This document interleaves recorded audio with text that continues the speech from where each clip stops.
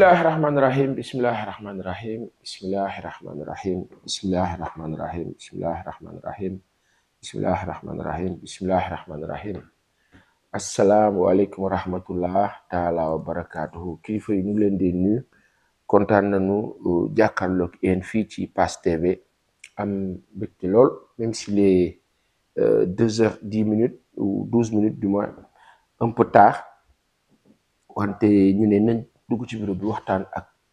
ñi nga xam ne ñoo ñuy seetaan fii ci Pass TV waxtaan ak Sénégal ak Sénégalais yi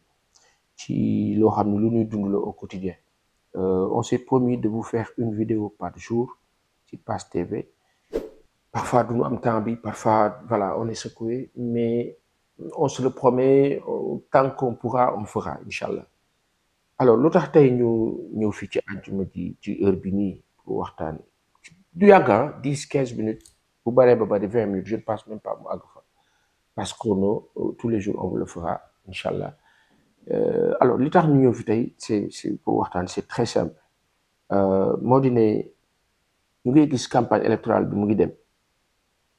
kilifa yi ñu ngi def campagne parti yëpp ñoom ñëpp ñu ngi yëngatu gis nañu le camp du pouvoir mène une très belle campagne pour waxal yàlla une très belle campagne dans une grande osmose une symbiose mais des grandes heures et des grands jours et grands moments. ñeneen ñi aussi ñu ngi def li ñu mën ku ci nekk axe public mais une chose est certaine on voit les tendances en tout cas c'est affiché. Maintenant il y a une chose dama gis ne te loolu daf ma xaw a kii tuuti xaw a réfléchir loolu daal en tout cas moo di ne campagne bi yëpp on parle plus de politique nii maanaam d'adversité. diw lii ñoom de lii ñii ne lee waa moom lii et parfois on se pose la question on se dit mais c'est cela qu'on combattait qu'on a combattu maintenant on va où? Il faut que ça change. Toute la communication doit changer et nous tous nous devons communiquer ñun Sénégalais yi surtout les populations dañu war a communiquer et pousser nos autorités li ma kilifa bi suñu xarit mbokk ma leen nekk ca Moncap France di Edouard di wax moo di ne que les populations puissent imposer les règles du jeu pousser les acteurs politiques à aller dans ce sens moo di ne dans cette campagne électorale on ne dit pas que par exemple ñun bu ñu amee majorité suñu nekkee député de tout bord suñu nekkee député dinaa fexe ba li ngeen di dund ci mu tar nii te metti ma wàññi ko maanaam on fera des propositions de loi on fera des aménagements on fera de sorte que bu ñu amee groupe parlementaire daañu def ba nangam ak nangam ak nangam. Les séries de scandales oui une haute cour de justice est en vue c'est le camp du pouvoir qui parle bu amee dana baax trop Inch'Allah dana am solo lool trop lool benn wàll bi moo di ne gannaaw haute cour de justice bi am na yu fi nekk ci wàllu reddition de compte yoo xam ni jàpp naa ni je vais pas dire na gën a bar wala war naa gën a bar tuuti naa ci wax loolu waaye sañ na ma def constat ci ne il y a plein de scandales yoo xam ne yu ci bëri il suffit que procureur bi gàddu ko wax ko dox ci peut-être ñu am ci fenn fuñ ci toll ci wàllu avancement d'information après mais on dira toujours il va falloir patienter c'est suivant le timing le rythme de la justice sénégalaise du mot fonctionner etc. Quand bien même des pas étaient déjà faits dans ce sens par la convocation de certains ça et là waaye may wax ne jamono bi Sénégal soxla nañ trop waxtaane li nga xam ne mooy suñu quotidien gannaaw loolu yëpp suñu quotidien te ci campagne bi sentir guma ko dégg guma ko quotidien bi lan la daf ci am ñaar yoo xam ne ñoo jar na Sénégalais yëpp di génn chaque jour ñuy manifester autorités yi di ñu accompagner ñu kaa wax ba problème bi rek la xam ngeen lu mu doon woyofal électricité ak Sen'Eau c'est insupportable c'est invivable c'est inadmissible, c'est irrévérencieux. Mënut a ne. On va le dire, hein? Ici au bureau, on nous impose le courant. Quel courant? Woyofal. Ça nous coûte 10 000 francs par jour. ci kàttanu suñu borom fu ñu kaa jëlee nunoo def fanoo dem fan kaa yuuxoo ou 10 000 francs par jour dañu ko am non YouTube fay nu ko liggéeyaguñ lu tax YouTube fay nu ko kenn jox nu ko boo ko boolee fay location boole ko njaboot boole ko Sénégalais yaa ngi souffrir le martyre avec l'eau et l'électricité. C'est pas possible. bu yeboo Banque mondiale jël alal ji ci àdduna bi yëpp dañu ko jox mënut a ne. Il faut que durant la campagne électorale qu'on sente qu'on en parle. Il faut que nous ayons des candidats, des députés, que ce soit la majorité escomptée du camp du pouvoir, que ce soit les autres, chers potentiels députables et députés honorables, mais nom de Dieu, prenez le cas ou les cas de l'électricité et de l'eau. Parlez-en. Internet bi cher na crédit bi Sonatel li muy def ci téléphone loolu leneen la et c'est terrible en plus mais ñett ñooñu et surtout l'eau et l'électricité ni ñoo def Sénégal ñaaw na ba ci kanamu yàlla. Maintenant qu'est-ce qu'il faut faire? Le Sénégal a du gaz, on a du pétrole, il va falloir patienter le temps que. Mais le temps que de quoi? ndax liñ ci moom barew problème là. Après beneen bi c'est quoi? Ndox mi le mètre cube bi SDE daan jaay moo gën a yomb bi Sen'Eau di jaay. Sabrina Sousa moo jiite Sen'Eau groupe Suez. Léegi qu'est-ce qu'il faut faire? Moo remplacer Wadia Kam. Tey on va faire quoi ak ñoom? Chaque jour les familles vivent le martyre et la psychose du martyre. Le calvaire de quoi? Ay facture bi fu ma jëm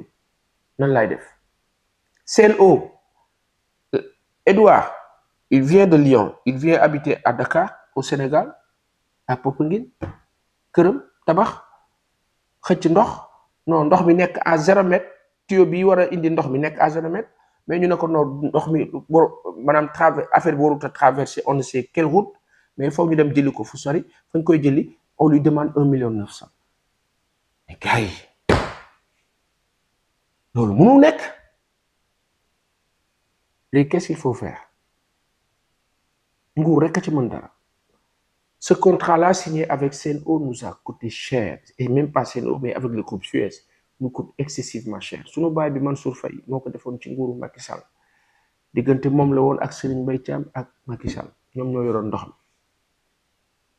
mais c'est grave. sonn nañ de man de sonn na xaw ma kan sonn na sa waay.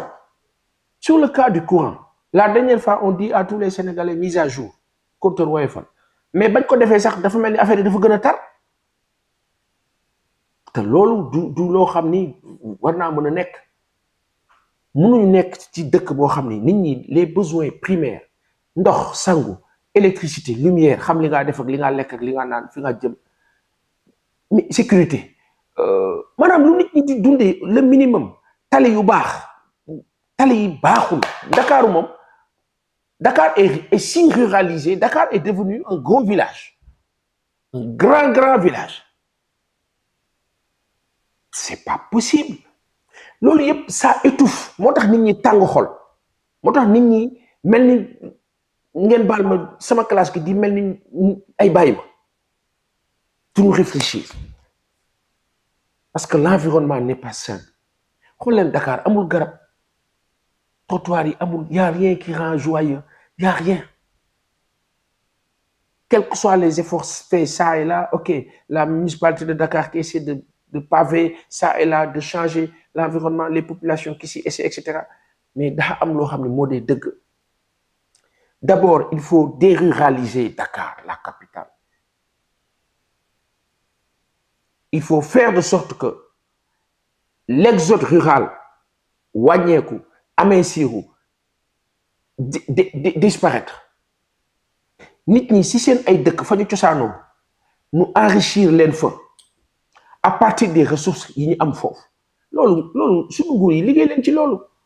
fexe leen nit ñi fa ñu dëkk xool leen je regarde la campagne électorale ci vendredi bi l'apothéose bi am Ziguinchor avec Ousmane Sonko ak ñi mu àndal que l'État fasse de sorte que Ziguinchor mel ni panaal rafet nga xam da ngay nekk Dakar ne man Ziguinchor laa bëgg a dëkki faisons la même chose pour Saint-Louis pour Kaolack pour Tambacounda pour feneen ak feneen que les gens puissent avoir la latitude d'aller habiter où ils veulent loolu mooy défi bi ce n'est pas forcément Dakar faisons de sorte que les gens puissent aller construire ailleurs quoi ñu désengorger Dakar rendre les choses moins lourdes location bu boobaa day wàññeeku yenn charge yi wàññeeku et ainsi de suite dëkk boo xam ni ñëpp dajalu Dakar embouteillage bi le matin c'est essoufflant c'est saoulant le soir idem comment on va vivre c'est pas possible man lu ma metti la je sais pas j'ai pas peut-être de gros arguments dans ce sens mais techniquement les gens nous diront nous expliqueront mais dans le fond il y a trop de mercantilisme de nos États faisons de sorte que l'État ne puisse pas être un businessman mais que l'État soit un protecteur l'État doit être paternel pas paternaliste mais paternel État dafa jaboote faut une dose de yërmande et hélas nos États fonctionnent comment à partir d'une administration damay dégg un professeur émérite nekkoon fële ca EBAD di suñu baay bi professeur Mbaye Thiam ma kaa dégg muy wax kàddu gu am solo mu ne nous avons une administration coloniale te dëgg la dans la pratique tout ce que l'administration fait tu as l'impression que c'est contre nous daa mel ni dañ noo bañ te loolu jekkul tous les jours du matin au soir l'État décide de l'État signe nangam mais dans le concret quand est-ce qu'on va se réveiller et entendre sentir écouter une bonne nouvelle quand les jours à venir yàlla ñu yàlla may fekk tal on en entendra encore et je sais qu'on en entendra ce sera encore le tollé le grand tollé et l'essentiel va être laissé en rade moo tax sunu nguur gu bees gi nga xam ni ñu dañuy jàpp julli di ñaan yàlla kattanal leen ñu réussir yàlla xam na ko dañu bëgg ñu gën a bàyyi seen xel muy le président de la République Bassirou Diomaye Diakhar Faye di le premier ministre Ousmane Sonko di l'ensemble des membres du gouvernement directeurs généraux directrices générales administration en général forces de sécurité etc armée sécurité publique police justice etc secteur de la santé de l'éducation etc faw empathie yërmande sens d'écoute jot am yitte nit ñi dellu si empathie yërmande empathie sens d'écoute maanaam am yitte ak pas-pasu déglu nit yi faw ñu dem ci loolu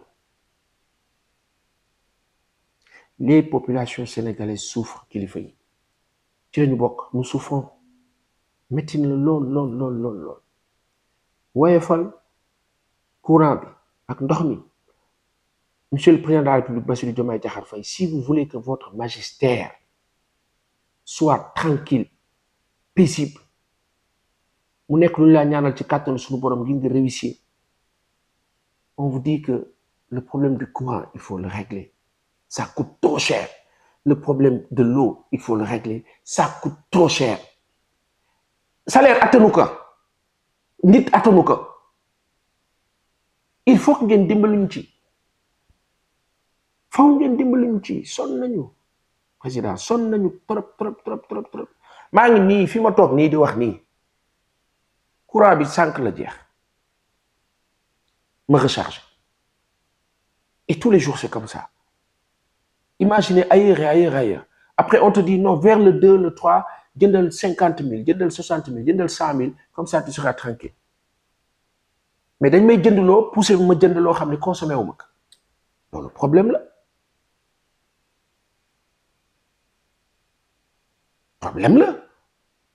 donc si on veut que ce pays s'émancipe se développe nit ñi jóg di liggéey confortablement et comme il faut nit ñi nekk dans le bon sens sur la bonne direction mais dafa laaj un temps soit peu xoj bi ñu desserrer étau bi au-delà dans ce pays-là il y a beaucoup de choses qu'on peut faire et les chantiers sont énormissimes énormes liggéey bi bare na maintenant on ose imaginer que bu ñu paree législative yi jàmm yàlla nañ ci yegg jàmm tatal ko incha allah rabbi qu'est-ce qui va se passer il y aura peut-être un réaménagement du gouvernement un réajustement wala il y aura peut-être je sais pas mais dina am lu ñu war a corriger certainement loolu ñuy corriger nag bu ñu ko tegee ngalawaay nañu décoller nag ñëpp nekk au galop au travail ouais être au travail d'abord être dans les conditions de travail pour pouvoir travailler c'est capital et suivant les degrés les niveaux les stations les statuts on n'en dira pas plus dañ ci amal ay waxtaan yu bari ak ay kilifa mais daal je sais pas si c'est un plaidoyer wala un message dédié wala un cri du cœur wala un coup de gueule je sais pas mais une chose est certaine l'eau et l'électricité c'est vital pour li nga xam ni moo di dundu nit c'est capital jox ma ataaya ji wàññiwul dara donne Maurice donne c'est la vie la télé d'antan là c'est fini maintenant on vit naturellement hein? Merci ci ataaya ji wax rek ne fi ñu toll nii ndox ak électricité daa bokk si ñun ngalla waay kilifa yi ngalla président Bassirou Diomaye Diakhar Faye ngalla premier ministre Ousmane Sonko ngalla l'ensemble de nos dirigeants gouvernementaux les directrices et directeurs d'agence kilifa yi fi nekk dimbal leen courant bi mënatul ndox bi idem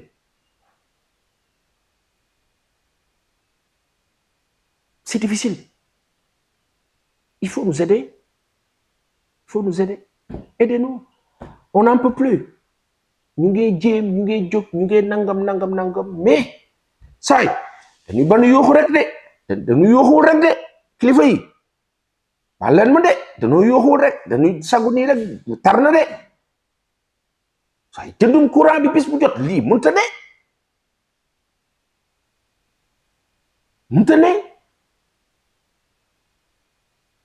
ah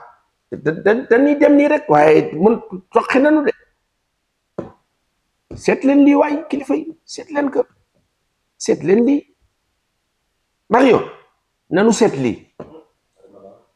mënta ne jëndum courant bis bu jot wala ñu ne la non dugalal benn 100 000 francs comme ça nga feex te fekk yow consommé da ngay consommé matul sax 50 000 francs attends dimbal leen ñu nag dañu yuuxu de attends lu nit di dundee c'est-à-dire que dans les grandes contrées li nit di dundee les grands territoires les grandes nations li nit di dundee c'est quoi besoin primordial la du loo xam dafa war a metti non li nga dundee li tax nga respirer courant bi tax nga nekk en sécurité waaye seet leen lii waaye kilifa yi seet leen lii ëpp na de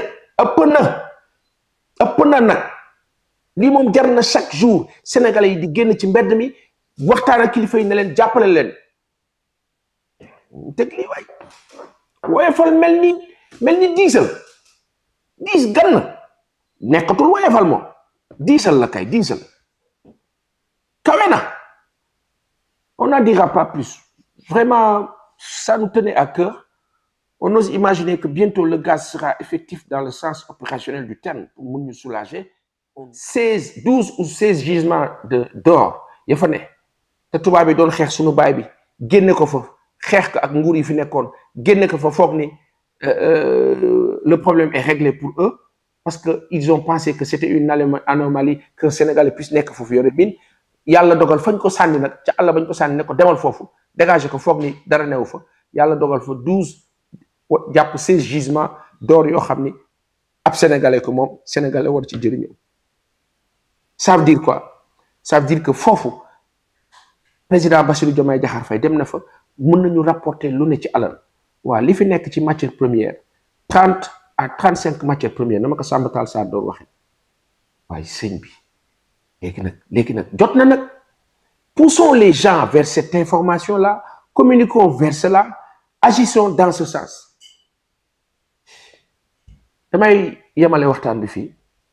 ñu joxante dig daje. À chaque fois que je dis suba wala ginnaaw suba wala ngoon wala nangam c'est faussé. Pourquoi? Parce que les circonstances xam nga ñun dañuy voilà di jéem a teg on essaie d'entreprendre c'est pas facile mais on essaie on se dit à bientôt inchallah Sénégal ñoo far